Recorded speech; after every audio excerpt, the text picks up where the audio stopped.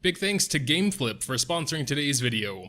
You can buy and sell all sorts of digital goods here, including App Store and Google Play cards. GameFlip comes with their GameFlip guarantee, so that if something you bought doesn't match its description, you'll get your money back. If you sign up using my link below and enable two-factor authentication and email verification, you'll get up to 20% off your first purchase, up to $2. If you want to use GameFlip on the go, they also have apps for Android and iOS. Hey guys, what's going on? So we have just recently hit level 40, been grinding the last couple of days. I did take the first few days pretty casually, just trying to learn about everything that's going on. But then last couple days, I kind of got a good feel for it, so I went with it and we got to level 40. So I'm going to take this video to kind of go through what I've been doing, what I've been up to, sort of my current units and who I'm focusing on and my next goals and plans and all that stuff. So maybe you could get an idea about, what you should be doing or what not. So it's not necessarily a guide or anything, but it's like just a little showcase. And, but yeah, so let's start with our castle here. I actually really like the castle. It kind of reminds me of Clash of Clans. So yeah, I've started kind of sectioning everything off because we were getting more and more buildings here. All 4 of my gold mines. I believe we're just now able to build an extra flame altar. So we can go ahead and place that down somewhere.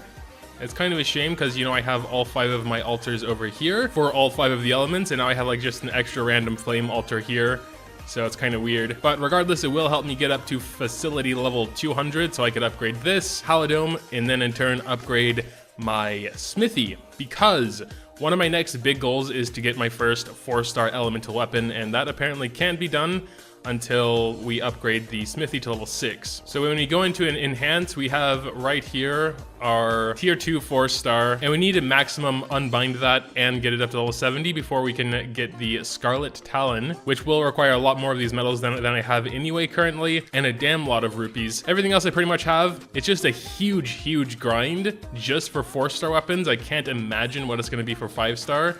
Like, just to get this thing fully unbound, you have to make 4 max hard breakers. You need to unbind all the hard breakers fully and then level them up all to 70. So then you can craft one of these. So I've crafted 3 of these so far. As you can see, I have it 2 times unbounded.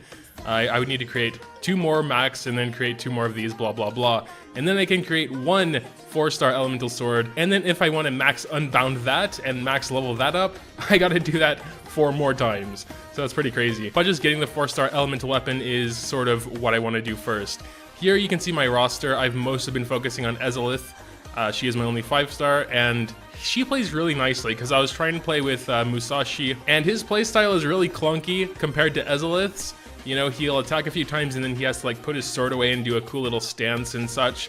And then, I don't know, I did pull him from one of the daily Diamantium discounted summons. I do those every day just because it's so cheap. And I was like, hell yeah, a wind DPS, because he is an attacker, and so I'm definitely going to raise him. And I don't regret raising him either, because I take Ezalith everywhere except water places, so when I'm doing co-op. So when I'm doing water places, cool, have a wind DPS, perfect.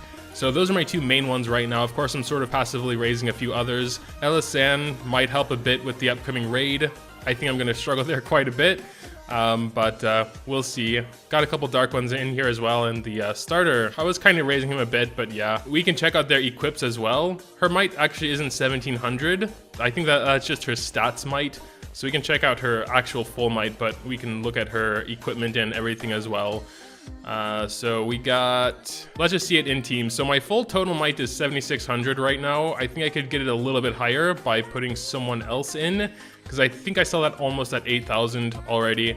But here we go. Let's go ahead and check. So we have this tier 2 dagger here. Of course, like I said, I'm going to try and get that to elemental within the next few days. Of course, the bottleneck there is getting the facility to level 200, because that can take a while. We got the 5-star Wormprint Valiant Crown. It just sounds pretty good. Generally, skill damage, strength double buff, even though I don't believe I have anyone on my team that gives defense buffs, but perhaps in co-op someone will. But the main thing is the skill damage there, of course. And I just have the free Brunhilde here. Got it unbound twice, but didn't get it to level 50 yet. I have heard that the free dragons, Brunhilde included, have much lower base stats than their 4-star counterparts, like for example this Phoenix here. He has 390 might, Phoenix has 190 might, but Phoenix is only level 8. So I can kind of see Phoenix getting much higher. I do want to raise Phoenix anyway, so let's go ahead and give her as much stuff as we have, which isn't a lot to be honest, but it is enough to get her to 27. So let's go ahead and do that. And her might jumps up to 276, which still isn't quite as high, but I don't know. Apparently at level 40, Phoenix will have a lot more might and stats than Brunhilde. That's just what I've heard though. Anyway, moving on to Musashi. Of course, he is not as much of a priority, but you know, he has his tier 1 fully unbound, fully leveled up Guardian Seal there. Nothing super special. I'm taking the one with the shadows on him. I think it's okay. You know, critical rate, he is a damage dealer, so should be fine. And that's pretty general. Break state. Cool, cool. And as he is a wind, I'm taking my only wind dragon. I haven't been having super good luck with dragons, except perhaps Phoenix. But yeah, most of the others are just the free ones. I think this is not a free one, so could consider raising that. But, you know, of course, wind dragons would go best with wind heroes. So as far as wind dragons are concerned, that's my only 4-star one, the free one. So yeah, that's basically where I'm at right now and my next goals. Again, of course, I want to get that elemental weapon. I'm not really running the stuff that would be required for that. Except for, of course, the ruins to get more water orbs to upgrade my facilities higher, specifically the water orb. The Imperial Onslaught is pretty dang hard, but I've mostly been doing the fire one because, again, I need those medals, and, you know, running it with Ezzelith isn't the best, but I think she's still stronger than my 4-star Elisan, even though she would have the elemental advantage there. Also, mostly running the fire dragon here in the dragon trials because I need a lot of those flame scales for the mana circles. We can also take a look at that real quick. So my Ezzelith currently has 30 points here. She has completely finished 3 mana circles, but to get to the next one, you see. So yeah, to get to the next mana circle, we need 10 of these Flame Worm Scald Scales, which are very rare. Maybe not as rare when we can start doing Master, once we hit 9,000 combined might, but very rare on Expert mode. These are less rare, but then again, we need 25 of them. Everything else we have, we just have to be careful about not spending that stuff, because I don't think we'll be able to get more until the weekend.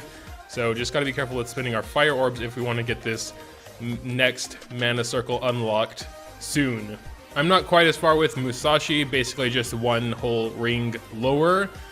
We would need some more of these scales. I'm not running this as often, even though I should, because it would be a lot easier since I main Ezzelith. Just like everyone else who plays this game, pretty much. But yeah, I might try and unlock my other 2 here, so the water and the dark, and maybe Orion. I don't know about Orion. He seems to die all the time, like when I'm doing solo. Like when I was doing story mode, he was just dying so often. I'm not sure if I just forgot to equip something on him, but he just seems really squishy. So I kind of didn't bother raising him any further. We have another orb done here. So let's see if we can upgrade this one. Oh yes, I told you we were running this orb place a bit. We have 139. So we'll be upgrading that one a bit. It is by far our lowest one. We could do this also, but again, I kind of want to save my orbs to raise Musashi a little bit. But on the other hand, we probably will be having wind either tomorrow or the next day. So, guess I could go ahead and do it. I need so many light orbs for this and for all my gold mines down there. I don't understand why they have to use light orbs. Why can't they use something else? Like not orbs at all? It's just weird because like I already need so many. I can do this once more and then I'll have no light orbs anymore. I don't use light characters anyway. I don't really even have any, so I don't really care right now. But we gotta of course get our flame altar up a little. Oh, we can't.